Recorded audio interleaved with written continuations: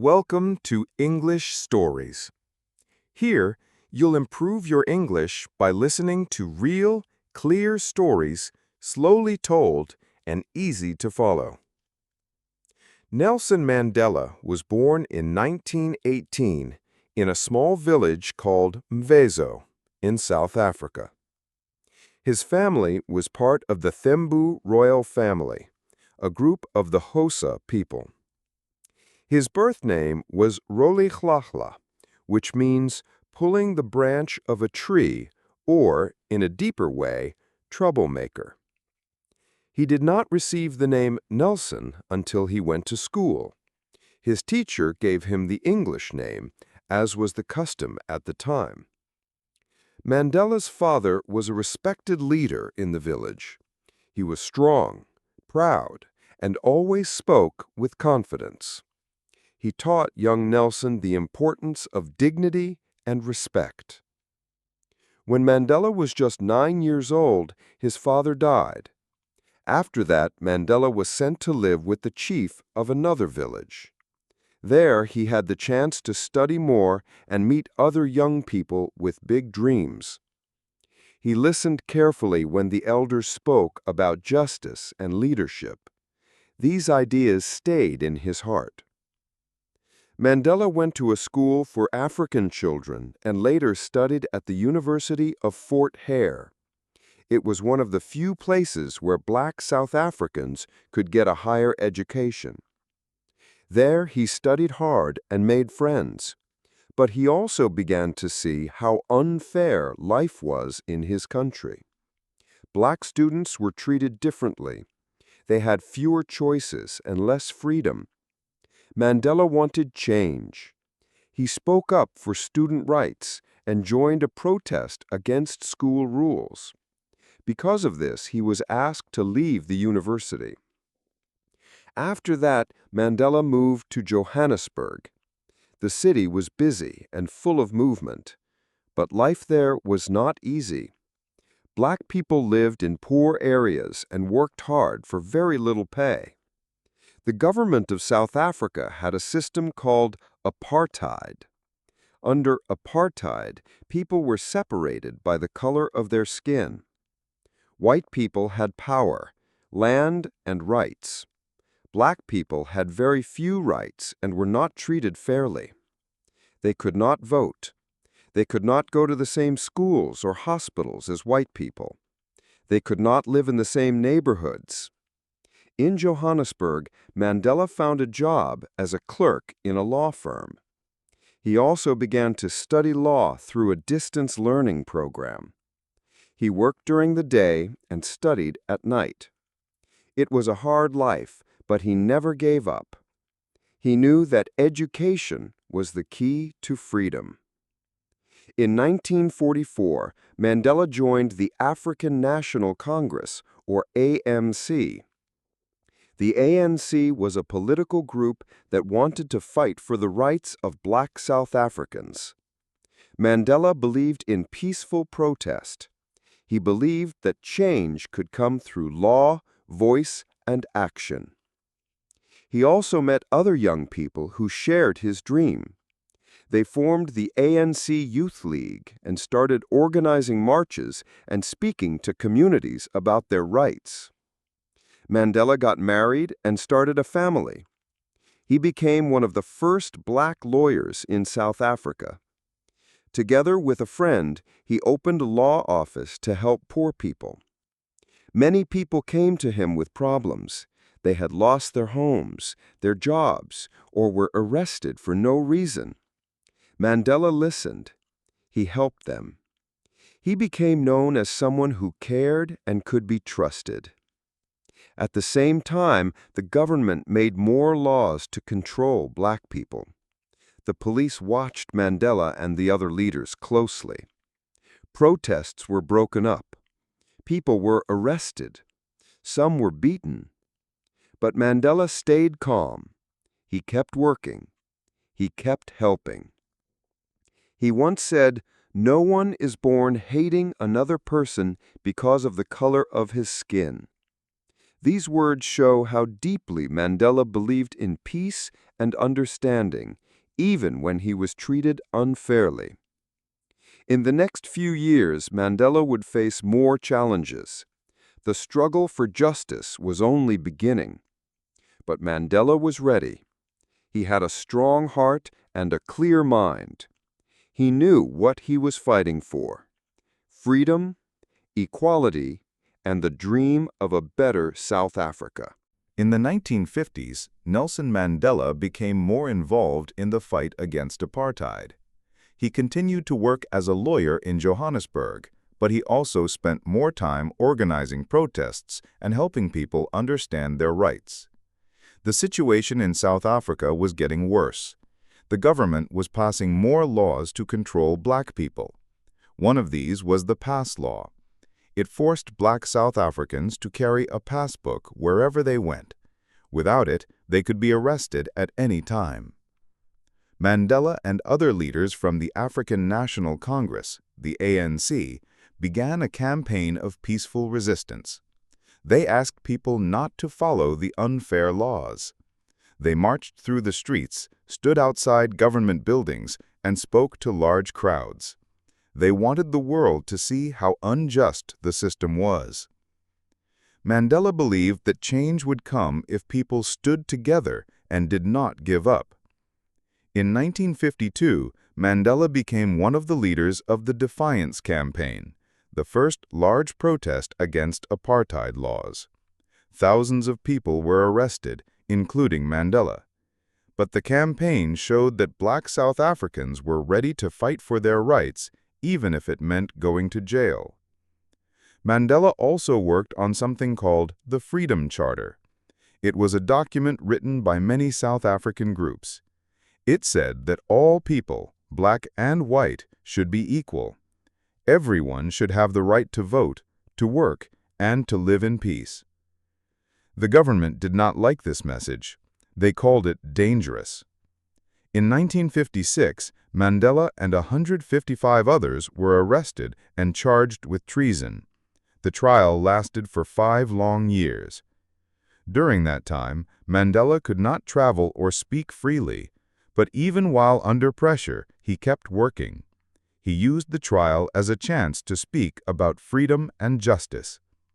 In the end, all the accused were found not guilty, but Mandela knew the government would keep trying to silence him. In 1958, Mandela's personal life changed. His first marriage had ended, and he married a strong woman named Winnie. She would later become an important part of his life and the struggle. Mandela tried to balance family life with his political work, but it was not easy. He was often away from home and under great stress. In 1960, something terrible happened. A group of people were protesting peacefully in a town called Sharpeville. The police opened fire and killed 69 people, many shot in the back as they ran. The Sharpeville massacre shocked the world. After that, the government banned the ANC and other political groups. They said anyone working for these groups was a criminal. Mandela knew that peaceful protest alone might not be enough. The government had guns, prisons, and fear. He and other leaders decided to form a secret group called Umkhonto we Sizwe, which means Spear of the Nation. Its goal was to damage buildings and power stations, not to hurt people, but to show the government that the people were serious. Mandela traveled to other countries in Africa to get support. He visited leaders in Ethiopia, Algeria, and Ghana. He also went to London. He spoke about the struggle and asked for help. When he returned to South Africa, he continued his secret work. He had to live in hiding, moving from place to place and wearing disguises. In 1962, Mandela was caught. The police arrested him and accused him of leaving the country without permission and planning to overthrow the government. He was sent to prison for 5 years. But while he was in jail, the police found more documents in a farm where Mandela had once hidden. These papers showed plans to fight against the state. The government now had more evidence to use against him. In 1963, Mandela and other leaders were put on trial again. This was known as the Riviona trial. The government wanted to give them the death sentence. But Mandela did not hide. He stood in court and gave a long speech. He said, "I have cherished the ideal of a democratic and free society in which all persons live together in harmony and with equal opportunities. It is an ideal for which I hope to live for and to achieve. But if needs be, it is an ideal for which I am prepared to die." These words moved many people. They showed Mandela's deep courage and belief in justice. In 1964, the court gave Mandela a life sentence instead of death. He was sent to Robben Island, a prison on a small, cold island near Cape Town. He became prisoner 466-64, the 466th prisoner in 1964. Mandela was 46 years old when he entered prison. He would spend the next 27 years of his life behind bars. Prison life on Robben Island was hard. The prison was cold, the food was bad, and the guards were cruel. Mandela and the other prisoners were made to work in a limestone quarry. They broke stones every day under the hot sun.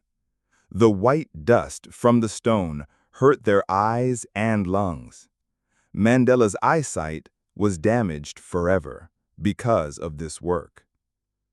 The prisoners were not allowed to speak freely, and they were often punished for small things.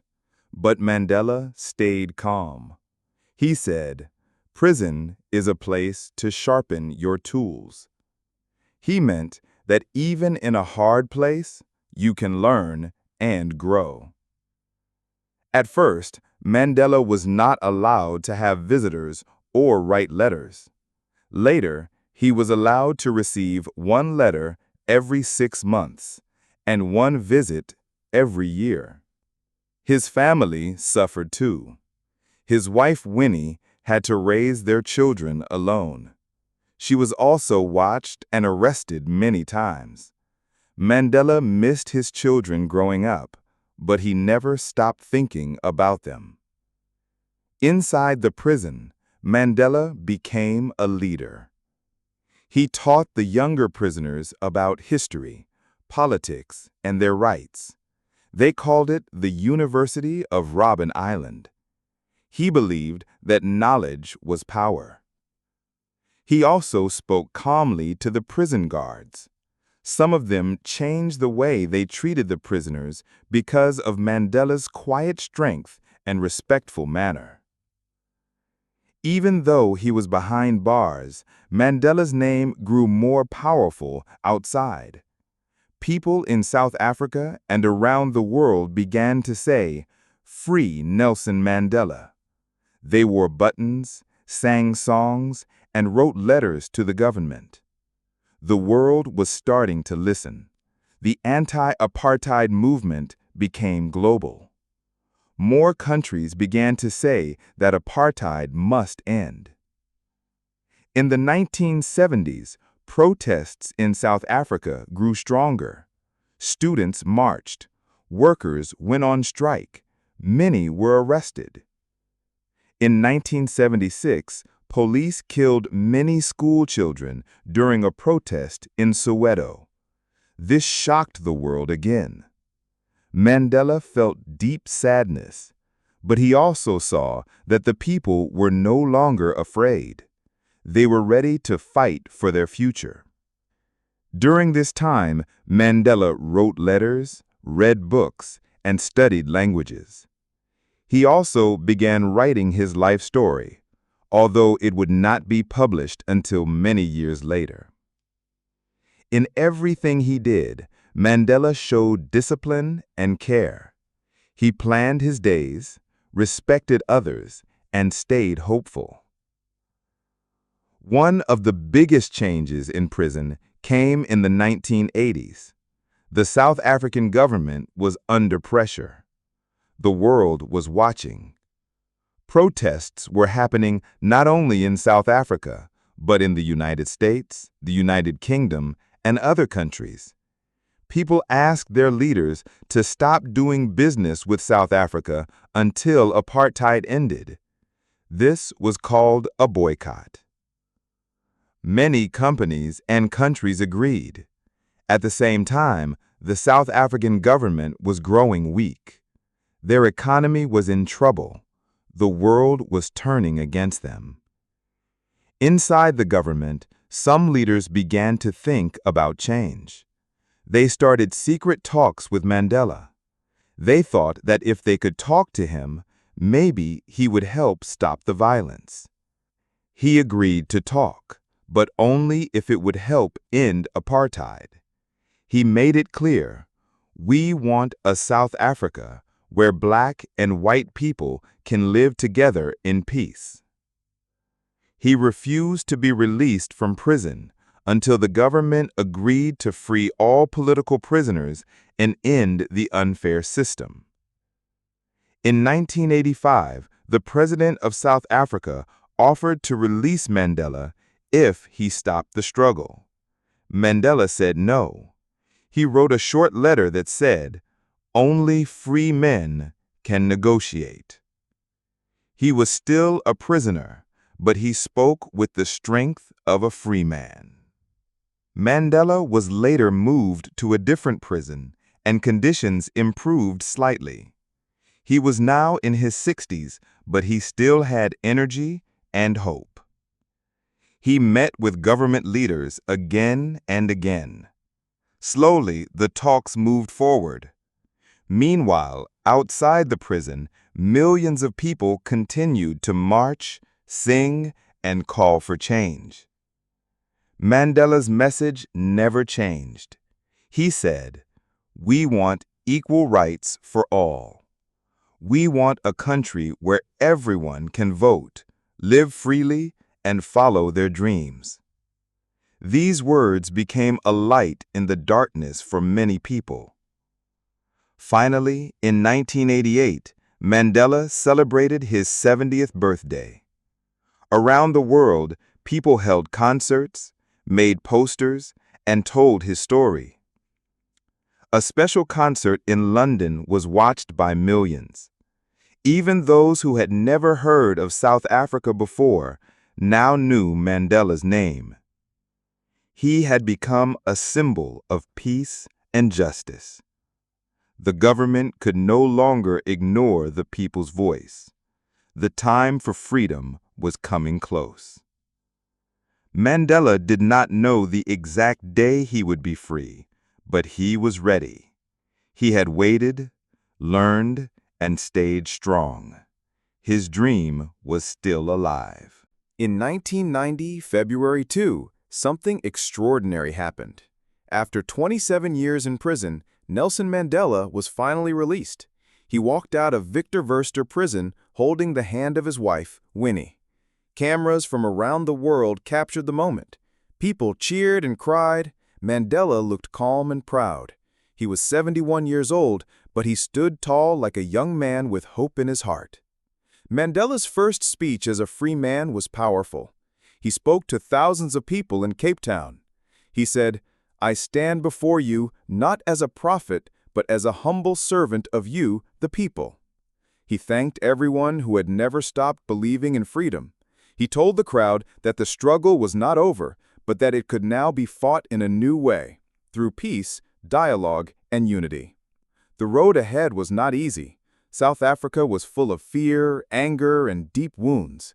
Many people were still angry. Some wanted revenge, but Mandela did not. He believed that forgiveness was the only path to peace.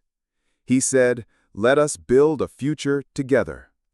Mandela returned to the African National Congress, or ANC, which was now legal again. He quickly became its leader. The ANC began talks with the South African government to create a new future. Mandela sat at the same table with the people who had once put him in prison. He did not shout or point fingers. He listened. He spoke with calm and reason. He showed the world what leadership could look like. One of the hardest parts was earning the trust of all South Africans, black and white. Some white people feared losing everything. Some black people were tired of waiting. Mandela visited towns, cities, and villages. He said, "We are one country, one people, with one future." In 1993, after long and difficult talks, an agreement was reached. South Africa would hold its first free election, where every person could vote no matter their race. That same year, Mandela and the current president, F.W. de Klerk, were awarded the Nobel Peace Prize. They stood together and received the prize for their efforts to end apartheid peacefully. The world watched as South Africa prepared for its first democratic election. The fear of violence was still there. Some groups tried to stop the process, but most people stayed strong. On April 27, 1994, millions of South Africans waited in long lines to vote. Some waited for hours. For many, it was the first time in their lives they had the right to vote. When Mandela voted, he said, "It is like a dream." A few days later, it was clear. Nelson Mandela had won. He became the first black president of South Africa. People danced in the streets. It was a new day for the nation. As president, Mandela faced many challenges. The country was divided, the economy was weak, schools and hospitals needed help. But Mandela focused on healing, not fighting. He invited former enemies to join his government. He asked people to forgive. He wanted to unite the country, not divide it further. One famous moment came during the 1995 Rugby World Cup. Rugby was a sport mostly loved by white South Africans. Mandela wore the green shirt of the national team and went to the final match. When South Africa won, he gave the trophy to the team captain, a white man. The stadium roared. In that moment, millions saw what unity looked like. It became one of the most powerful images of Mandela's leadership. During his time as president, Mandela also worked to improve education, build homes, and bring clean water to poor areas. He visited schools and encouraged children to read and learn. He said, "Education is the most powerful weapon which you can use to change the world." After serving one term, Mandela chose not to run for a second. He believed in passing leadership to the next generation. He stepped down in 1999 and left politics, but he continued to work for peace through his foundation. In the years that followed, Mandela became a global icon. He met leaders, children, artists, and activists. Everyone called him Madiba, a name of love and respect. He smiled often, laughed with joy, and always reminded people to choose kindness. Mandela once said, "I am not a saint unless you think of a saint as a sinner who keeps on trying." He knew he was not perfect, but he also knew that every person has the power to make a difference. His life showed that courage, patience, and hope can change the world. As he grew older, Mandela became more quiet. He spent time with his family and continued to inspire others through his words. When he passed away in 2013 at the age of 95, the world mourned. People in every country remembered him with songs, flowers, and tears. But more than anything, they remembered his message: peace, justice, and unity. After Nelson Mandela left the presidency, he focused his energy on helping others in new ways. He created the Nelson Mandela Foundation, which worked on big problems like poverty, education, and HIV/AIDS. Mandela knew that the fight for a better South Africa was not finished. People were still suffering, and many had lost hope. He believed that true freedom meant more than just the right to vote. It meant the chance to live a good and healthy life. One of his greatest concerns was the HIV/AIDS crisis. In South Africa, millions of people were sick, and many were afraid to talk about it. Even the government at the time was slow to act. Mandela chose to speak out. He went on television, gave speeches, and visited hospitals. He asked people not to feel shame. He told them, "We must face this crisis with courage and honesty." His words helped change minds and save lives. Mandela also gave his voice to young people. He visited schools and told students that learning was the key to freedom. He said, "It always seems impossible until it's done." He believed that every child deserved a chance, no matter where they were born. Through his foundation, he gave scholarships and support to young leaders who wanted to improve their communities. Even in old age, Mandela traveled the world to spread his message. He met with presidents, kings, and ordinary people. He spoke at the United Nations and at concerts. He sat beside people from every background and listened to their stories. He never acted more important than others.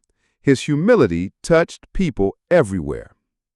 In 2008, world leaders, musicians, and human rights activists celebrated Mandela's 90th birthday with a big concert in London. Mandela stood on stage, smiled at the crowd, and said, "It is time for new hands to lift the burdens. It is in your hands now." With this message, he passed the dream of peace and justice to the next generation. Mandela lived a long and full life. He knew great pain, the pain of prison, of loss, and of unfairness. But he also knew great joy, the joy of freedom, of forgiveness, and of helping others. His story teaches us that even in the darkest times, we can choose light. Even when we are weak, we can still be strong in our hearts. He died on December 5, 2013, at the age of 95. South Africa and the world held days of mourning. Millions of people, rich and poor, black and white, came together to remember him. Flags were lowered, songs were sung, candles were lit. World leaders flew from every continent to say goodbye. But Mandela's story did not end with his death. His words, actions, and values live on. Streets, schools, and buildings are named after him. His books are read by students across the world. Every year on July 18th, his birthday, people celebrate Mandela Day by doing good deeds. They clean schools, feed the hungry, and help neighbors. It is a day to remember that we can all make a difference. Mandela showed us that real strength is not about power or fear. It is about patience, kindness, and standing up for what is right, even when it is difficult. He showed that peace is possible if we listen, forgive, and work together. Mandela once said, "What counts in life is not the mere fact that we have lived. It is what difference we have made to the lives of others." These words remind us that our lives are meaningful when we care for others. The story of Nelson Mandela is the story of a man who refused to give up. For 27 years, he waited in prison, but he never lost his dream. He believed that all people, no matter their skin color or background, could live together in peace. He believed that love was stronger than hate. Today, his life continues to teach us important lessons. Never stop learning. Always speak the truth. Be brave in the face of fear. And most of all, never stop believing in a better world.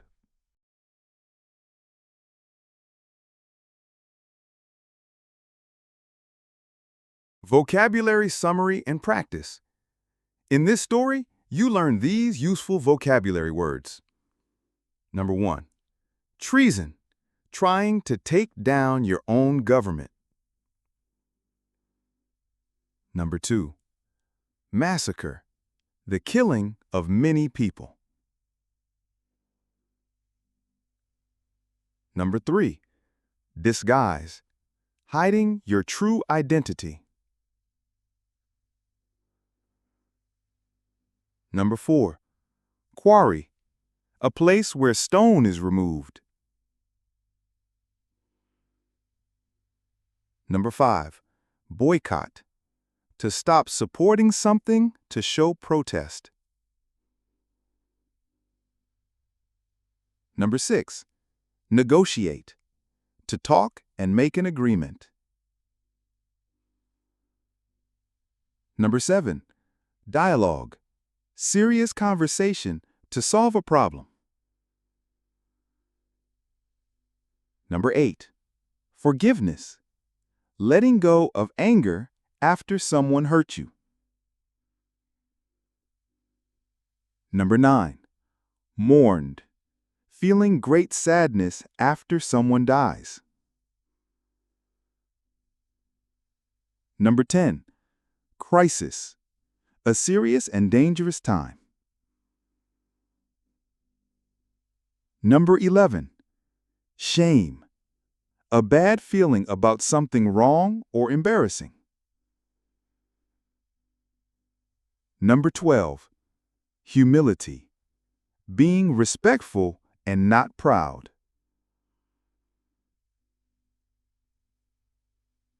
You also heard sentence structures that help express contrast and hope, like even though and it always seems impossible until it's done.